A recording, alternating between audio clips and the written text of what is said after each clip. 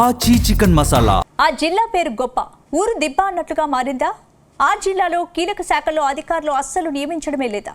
ఆ జిల్లా నుంచి డిప్యూటీ సీఎం పవన్ కళ్యాణ్ ప్రాతినిధ్యం వహిస్తున్న అధికారుల నియామకంలో మీనమేషాలు లెక్కిస్తున్నారా? కీలక శాఖల్లో అధికారులను నియమిస్తే తమకు ఇబ్బంది అవుతుందని నేతలు భావిస్తున్నారా? అందుకే కీలక పోస్టులను ఖాళీగా ఉంచేశారా? అసలు ఆ జిల్లాలో ఏం జరుగుతోంది?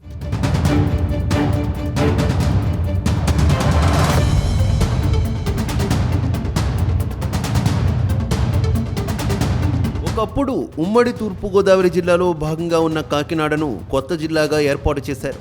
కాకినాడ అంటేని కాజా అని టక్కున చెప్పేస్తారు. Pensioners paradise, smart city, planned city, second Chennai, ప్రశాంతతకు మారుపేరు, ఇలా ఎన్నో పేర్లు ఉన్నాయి. కానీ అన్నీ ఉన్నా అల్లుడి నోట్లో శని అన్న చందాన తయారైంది ఇక్కడి పరిస్థితి.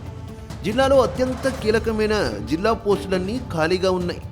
ఒకే అధికారి 3 నుంచి 6 పోస్టుల వరకు నిర్వహిస్తున్నారు. దీనికి కారణం ఎవరు?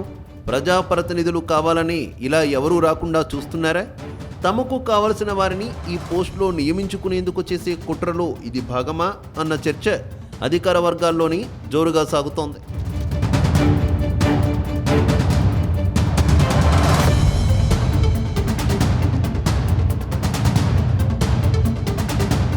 కొద్ది రోజుల క్రితం జిల్లా పంచాయతీ అధికారి దీర్ఘకాలిక సెలవులో వెళ్లిపోయారు.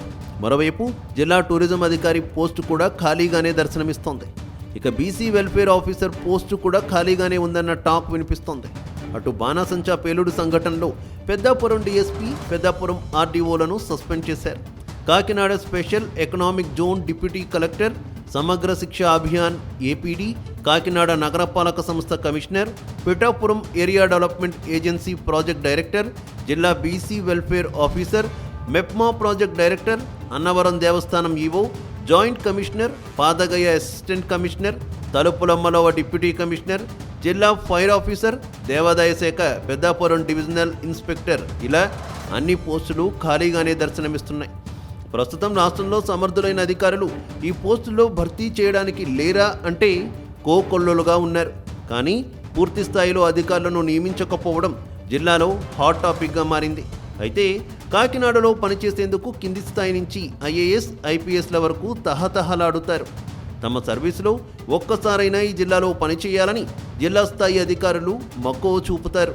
కానీ ఈ పోస్టులన్నీ ఖాళీగా వదిలేశారు.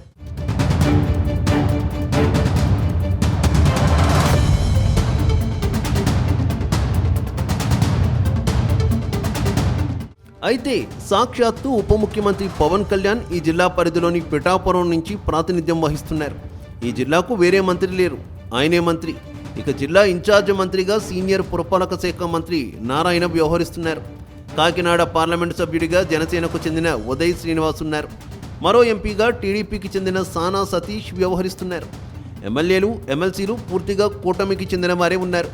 కానీ జిల్లాలో వీరు అధికారులను నియమించుకోలేని నిస్సహాయ స్థితిలో ఉన్నారా అనేది అంతు చిక్కని సమాధానం.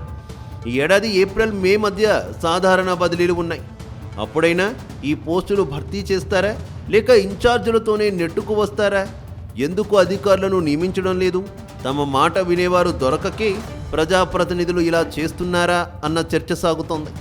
తాము కార్యాలయాలకు వెళ్తే అధికారి లేరని చెబుతున్నారు. ఒక అధికారి కార్యాలయంకు వెళితే ఆయన ఇన్ఛార్జ్గా ఉన్న ఎక్కడో ఉన్నారు అంటున్నారు. అక్కడికి వెళితే అసలు పోస్టులో ఉన్నారని బదులిస్తున్నారు. ప్రజలకు అందుబాటులో ఉండడం లేదని ప్రజలు వాపోతున్నారు.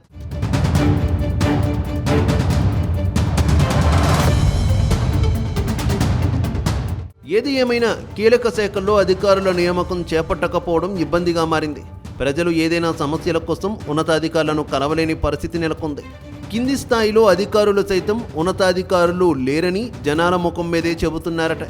కానీ ఇప్పటికైనా CM Chandrababu, deputy CM Pawan Kalyan, ఆయా శాఖల మంత్రులు దృష్టి సారించి జిల్లాలో పూర్తి స్థాయి అధికారులను నియమించాలని ప్రజా సంఘాలు కోరుతున్నాయి.